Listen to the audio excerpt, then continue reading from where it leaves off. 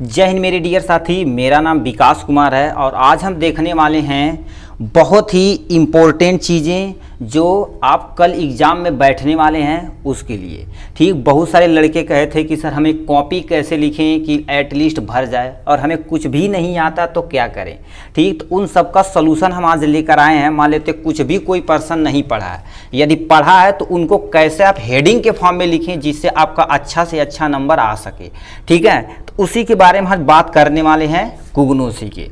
देखिए, सुपर यानी copy super trick मतलब कैसे कॉपी में लिखें कि एग्जामिनर आपको यदि कम भी आता है तो एग्जामिनर देख के ही करे, अच्छा लड़का बढ़िया लिखा, इसे आप नंबर दे दीजिए।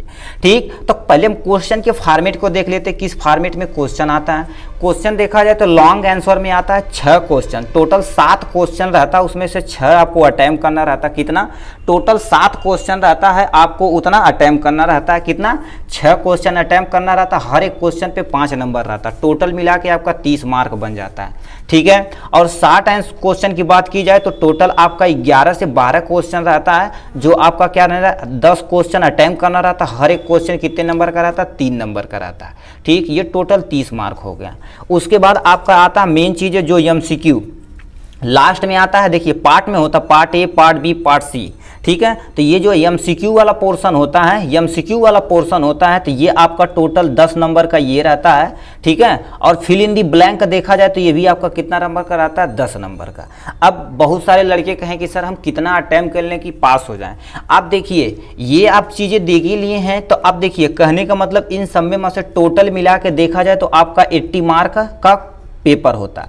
ठीक, आप किसी भी तरह से कुछ भी करके, ठीक है, कुछ भी करके क्या कर दीजिए, 25 नंबर आप इसमें से खींच लीजिए। कितना? मतलब 20 से 25 नंबर यदि आप खींच लिए तो बैक नहीं लगेगा, इतना कन्फर्म है, बैक नहीं लगेगा मेरे बेटे। ठीक है, तो इतना आपको करना। अब कैसे हम कॉपी लिखें कि अपना काम इजी फॉर्म में हो जाए और एग्जामिनर को भी लगे अच्छा चलिए ये बढ़िया लड़का है, इसे नंबर दे दिया जाए। ठीक, कॉपी वगैरह में देखिए, आप पेपर में जाने बहुत सारे लोग कहें सर ऐसे सलाह देंगे कि नहीं, ये सब आप मत करिएगा, वहाँ पर सलाका हुआ आता है, आपको टेंशन लेने की रिक्वायरमेंट नहीं है। आपके पास मिनिमम यानी पेन तो होना चाहिए, एक नीला पेन होना चाहिए, एक काला पेन होना चाहिए और एक आपके पास स्केच होना चाहिए। ठीक, यदि स्केल वगैरह चाहते हैं तो स्केल आप वहाँ से इजीली ले सकते हैं। ठीक, नहीं तो स्केल की रिक्वायरमेंट एटलीस्ट होती नहीं है। ठीक है, आप ले भी सकते हैं, कोई टेंशन नहीं, लेके जाइएगा, क्योंकि विद्यार्थी का हथियार ही, क्योंकि जैसे रणभूमि आप चले गए हैं तो कौन सी गोली चलानी पड़े तो ये तो नहीं पता है। ठीक, तो आप सब कुछ लेके जाइए, मिनिमम आपको क्या इतनी चीज़ें की रिक्वायरमेंट होती, ये आप डबल रखिएगा, क्योंकि आपका ये ब्लू पेन है तो इससे ज़्यादा लिखने की रिक्वायरमेंट होती, तो इसे आप डबल रखिएगा। स्केच जरूर रखिएगा। आप पूछेंगे सर क्यों, अभी हम आपको बता देंगे वीडियो में जाते जाते। ठीक, देखिए इसी फॉर्मेट में आपका कॉपी आती है और कॉपी में देखा जाए तो इसी फॉर्मेट में सेम टू सेम आता है। अब यहाँ पर आपका जो भी रहेगा यानी D pharma first year pharmacognosy, यहाँ पर आपका क्या रहेगा, टाइमिंग रहेगी, यहाँ कितने मार्क का रहेगा ये सब कुछ, और जो भी यानी हथियार नहीं लाना है, मतलब हथियार मतलब नकल वकल चीज़ें वाली नहीं लानी, वो 3-4 पॉइंट यहाँ से इजी लिखा रहेगा। ठीक है, तो अब लिखिए कैसा क्या, देखिए ये सब ऐसे बना रहता है। ठीक है, ऐसे आपका बना रहेगा। करना क्या है, देखिए आप सर अब आती है मेन चीज़ जो ब्लैक स्केच आती है। स्केच से देखिए आप क्वेश्चन लिखिएगा, क्वेश्चन नंबर 1 जैसे मान लेते हैं, ऐसे नहीं कि मतलब यही सर आ गया क्वेश्चन, नहीं, जैसे मान लेते पूछ देगा क्लासिफिकेशन ऑफ क्रूड ड्रग्स, मान लेते हैं कह देगा क्लासिफिकेशन ऑफ क्रूड ड्रग, तो आप देखिए आंसर कितने लोग लिखते हैं, क्वेश्चन भी छाप देते। इतना टाइमिंग नहीं बेटा रहता कि क्वेश्चन भी छापिए आप। ठीक, इतना टाइमिंग नहीं रहता, तो आपको कम टाइम में ज़्यादा चीज़ लिखना रहेगा तो आप लिखिए आंसर फर्स्ट, आंसर का यानी फर्स्ट आप लिख रहे हैं तो आप ऐसे कर दीजिए। जैसे क्वेश्चन में पूछ देगा यानी classification of crude drug in detail में 5 नंबर का आ गया, तो आप आंसर यहाँ लिखिएगा और क्वेश्चन क्या क्या करिएगा, classification of crude drug, heading डाल दिए इस ब्लैक स्केच से। ब्लैक स्केच से लेने के बाद आपको क्या लेना है, ये चीज़ें लेनी है, जिसका हथियार का क्या नाम है, नीला पेन। इस हथियार को ऐसे यहाँ से इससे करना, डॉट लगाना है, चाहे ब्लैक से भी आप डॉट लगा सकते हैं। उसके बाद क्लासिफिकेशन की सटीक डिफिनेशन लिखेंगे। ठीक, क्लासिफिकेशन की सटीक डिफिनेशन लिखेंगे कि किसी भी चीज़ को सिमिलरिटी तथा डिसिमिलरिटी के आधार पर अरेंज करना क्या कहलाता है, क्लासिफिकेशन कहलाता है। एक आपकी लाइन मान लेते, यहाँ से आप क्या करिए, देखिए यहाँ नहीं कि मतलब थोड़ा दूर दूर लिखिए, थोड़ा सा देखने में भी लगे और स्पष्ट अक्षर ही बनाइएगा कि नहीं गूंज दें।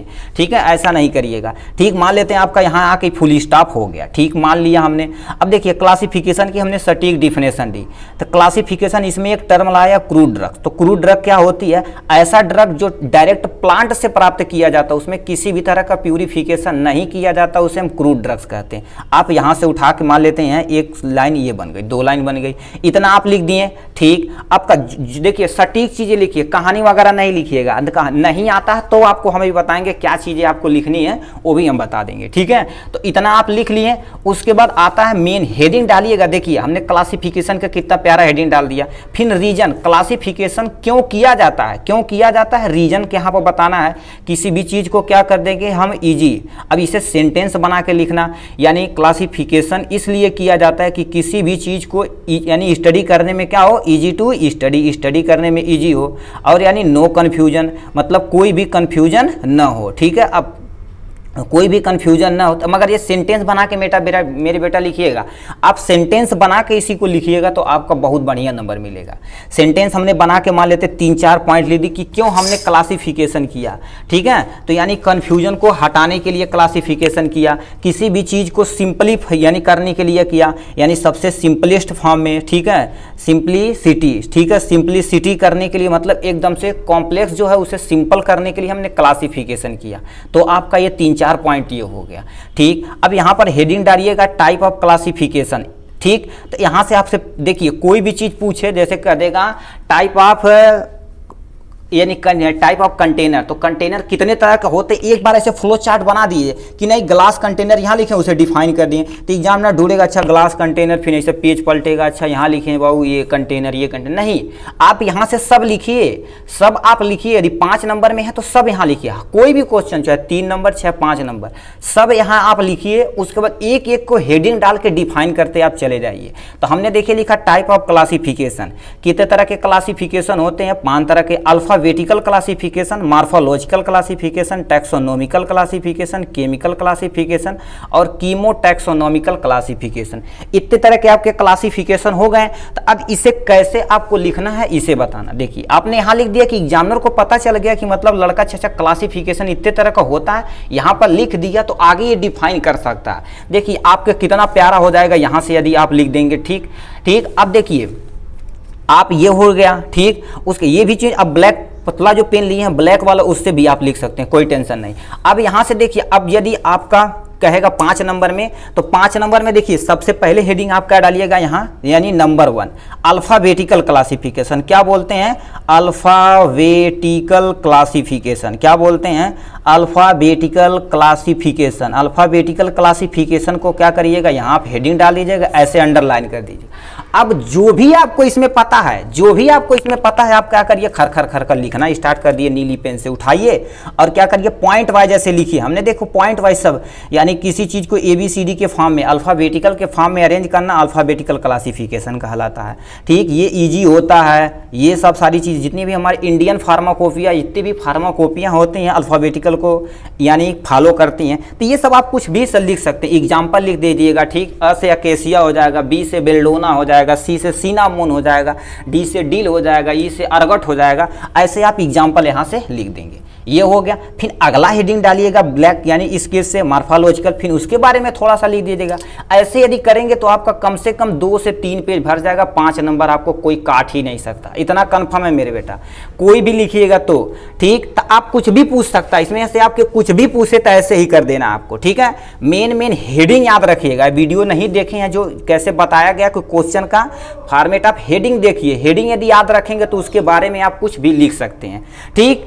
आप इतना कर देने के बाद आपको क्या कर देना है, चलिए अब नेक्स्ट पॉइंट पे हम चलते। नेक्स्ट क्वेश्चन हमसे पूछा, जैसे कोई क्रूड ड्रग्स दे दे, कह देगा उसका बायोलॉजिकल सोर्स, केमिकल कॉन्स्टिट्यूएंट और उसका यूजेज, थेरापेटिक यूजेज लिखिए। तो कैसे लिखना है, देखिए आपको सबसे पहले उस क्रूड ड्रग का नाम लिखना, प्यारा सा नाम लिख लिए। बायोलॉजिकल सोर्स हमने यहाँ डाल दिया। अब यानी सेंटेंस बना के कैसे लिखेंगे, लिखा देखो टर्मरिक है, बार बार आप टर्मरिक लिखिएगा क्योंकि तो उसे कॉपी में भरा रहेगा, थोड़ा सा लिखेगा। यहाँ इट इज भी लिख सकते हैं, मगर आप टर्मरिक लिखिएगा तो थोड़ा सा जगह ये लगेगा तो क्या कुछ पता चलेगा। देखिए turmeric is obtain from rhizome, rhizome भी नहीं पता, मतलब ये किस पार्ट से प्राप्त किया जाता है ये भी नहीं पता, तो सिंपल सा लिखिए turmeric is obtain from plant, यहाँ प्लांट लिख दीजिए। ठीक, आप कुरकुमा लौंगा की टर्मरिक का बायोलॉजिकल सोर्स होता है, क्या होता है, कुरकुमा लौंगा होता है, ये आप यहाँ से लिख दिए।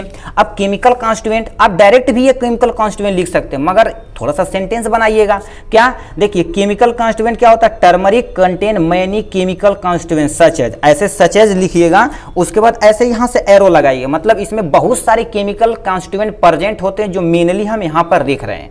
ठीक है, जैसे कुरकुमोनोइड होता है, कुरकुमीन होता है, बहुत सारे यहाँ से आप लिख सकते हैं। लास्ट में क्या लिखिएगा, ईटीसी, आप लास्ट में क्या लगाइएगा, ईटीसी, मगर यहाँ आप नहीं लिखिएगा, पेज भरने के लिए क्या होगा, इसी के पॉइंट आगे यहाँ पर करके यहाँ फिर आगे हो जाएगा, आपका चलता चला जाएगा।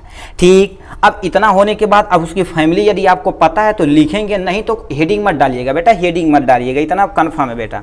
ठीक, हेडिंग मत डालिएगा, हेडिंग आपको पता रहेगा तो फैमिली जिंजीबेरेसी तो आप डाल सकते हैं। ठीक, अब यूजेज की बात की जाए तो हल्दी का हम तो ऐसा नहीं कोई जानते कि बच्चा हल्दी का यूज नहीं जानता, ऐसे यूजेज आप यहाँ से देख लीजिए। ठीक, जैसे टर्मरिक, अब याद सीधे सिंपल सा आप लिख सकते हैं कि टर्मरिक का स्पाइसेस मतलब मसाला में यूज किया जाता है, मगर सेंटेंस बना के लिखिएगा। देखिए, turmeric are the many usages in human life in medical field such as, जैसे फूड प्रिपरेशन मतलब food preparation as a spices मतलब मसाला के तौर पे यूज किया जाता है। कलरिंग एजेंट जैसे फूड को कलर करने के लिए, कुछ फार्मास्यूटिकल प्रोडक्ट बनाने के लिए हम टर्मरिक का यूज करते हैं। एंटी इन्फ्लेमेटरी मतलब क्या होता है, जैसे कहीं सूजन वगैरह हो जाता है ना तो उसे भी बांध देते हैं, कहते हैं हल्दी प्याज छोप दो सही हो जाएगा, बोलते हैं ना, ये हो गया।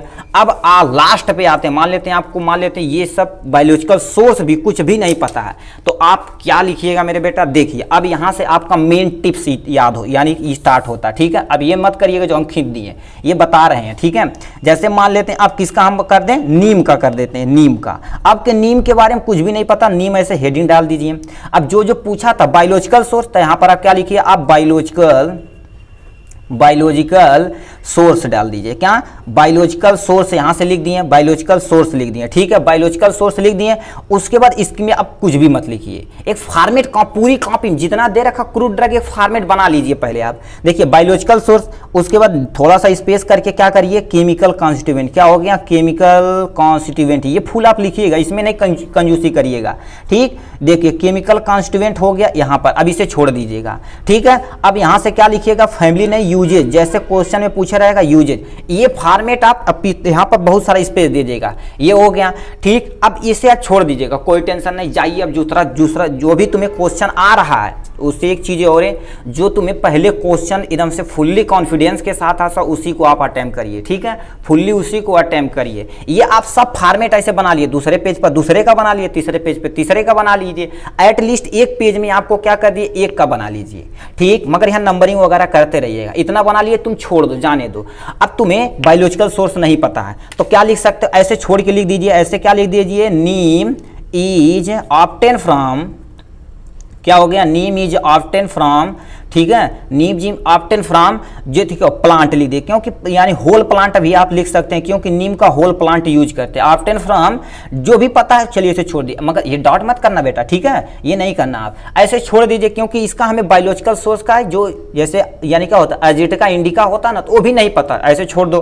केमिकल कॉन्स्टिट्यूएंट तो लिख दीजिए, यानी नीम में मैनी, यानी नीम कंटेन मैनी केमिकल, क्या हो गया, यानी कंटेन मैनी केमिकल, बहुत सारे क्या कर देते हैं, केमिकल कंटेन करते हैं। ठीक, केमिकल कंटेन, ठीक है, केमिकल कंटेन। अब देखिए यहाँ से ट्री का भी यहाँ से स्टार्ट होता है, कंटेंस। अब लिखिए जैसे नीम है तो देखिए आप केमिकल कॉन्स्टिट्यूएंट लिखने के लिए देखिए उसका नाम लेना, उसका जो यहाँ पर जो नाम लेना मिलता जुलता नाम से क्या कर देना, उसमें जैसे नीम है तो आप क्या लिख दीजिए, नीमी। अब देखो हम यहाँ पर लगाएंगे नीमिओइड लिख दीजिए, ये टर्मोलॉजी लगाइएगा, नीमिओइड ये टर्मोलॉजी लगाइएगा। और या केमिकल कॉन्स्टिट्यूएंट लिखने के बाद क्या करिएगा, ऐसे भी लिख सकते हैं, नीमीसीन, ईएन लगाइएगा, लास्ट में क्या लगाइएगा, ईएन लगाइएगा। ये दो टर्मोलॉजी भी आप लगाइएगा, मतलब ऐसा नहीं में तो भाई ठीक, जैसे आपको कुछ भी नहीं आ रहा तो ये सब टर्मोलॉजी लगाइएगा। ठीक, इतना कर दिए। अब यूजेज को क्या कर दीजिए, लिख दीजिए, ऐसे फॉर्मेट बना लीजिए। ठीक है, ऐसे फॉर्मेट बना लीजिए। अब उसके बाद कहीं मान लेते थोड़ा सा हिंट मिले या कभी माइंड में मान लेते हैं चलते चलते क्वेश्चन में कहीं आ गया तो आप इसे लिख दीजिए। इतना यदि टिप्स फॉलो कर देंगे तो कोई माई का लाल तुम्हें फेल नहीं कर सकता, इतना कंफर्म है मेरे भाई। ठीक है, चलिए अब मिलेंगे और चीज़ें कोई डिप्रेशन में नहीं जाएगा। ठीक, अपना भोजपुरी गाना, जैसे भोजपुरी गाना नहीं मतलब आपका जो फेवरेट गाना रहेगा, ठीक, जो आपका फेवरेट गाना उसे सुनिए। और ठीक, पूरी रात पढ़ने की रिक्वायरमेंट नहीं है, आराम से बल भर खाना खाइए, उतना भी मत खाइए कि लूज मोशन हो जाए, मतलब पेट भर भोजन खाइए, बल भर सोतिए। सोने के बाद क्या करिए, आपका जो भी फेवरेट गाना है आप कमेंट बॉक्स में लिख के दिखाइए, देखिए कितने लोगों का। ठीक, भोजपुरी तो कोई टेंशन नहीं, हम भी तो भोजपुरी सुनते हैं। भोजपुरी तो थोड़ा सा रिलैक्सेशन, जब हम खाना वाना बनाते हैं, किचन में जाते हैं तो क्या कर देते हैं, अपना भोजपुरी गाना एकदम बढ़िया सुनते हैं। ठीक है, मतलब उससे ऐसा गाना सुनिएगा जिससे थोड़ा सा एनर्जेटिक मिले आपको। ठीक है, ठुकरा के मेरा प्यार इंतकाम देखेगी, वो भी सुन सकते हैं कि नहीं, मतलब मुँहलाहा गाना सुनिए, मुँहलाहा तैयार रहिए, ऐसा नहीं सुनना है। ठीक, अपना फेवरेट गाना सुनिएगा जिससे थोड़ा सा माइंड फ्रेश रहेगा। ठीक, सुबह उठिएगा, आराम से नहाइए धोइएगा, बढ़िया से कपड़ा वपड़ा पहन के टाई बेल्ट लगा के जूता मोजा पहुंच जाइएगा सेंटर पे। ठीक, टर्राक जाइएगा, सीना तान के लिखिएगा। ठीक, और आइएगा कमेंट बॉक्स में बताइएगा कि सर किस तरह से पेपर हुआ। चलिए फिर मिलेंगे नेक्स्ट टॉपिक के। अब अदर चीज़ें कैसे लिखनी हम दूसरे सब्जेक्ट में भी बता देंगे। आज कुग्नोसी था, कल तो कुग्नोसी के लिए हमने यहाँ बता दिया। ऑल द वेरी बेस्ट मेरे दोस्तों। ठीक, कोई डिप्रेशन में नहीं जाएगा, पूरा हल्ला बोल के पेपर दीजिएगा। ठीक, चलिए ऑल द वेरी बेस्ट भाई।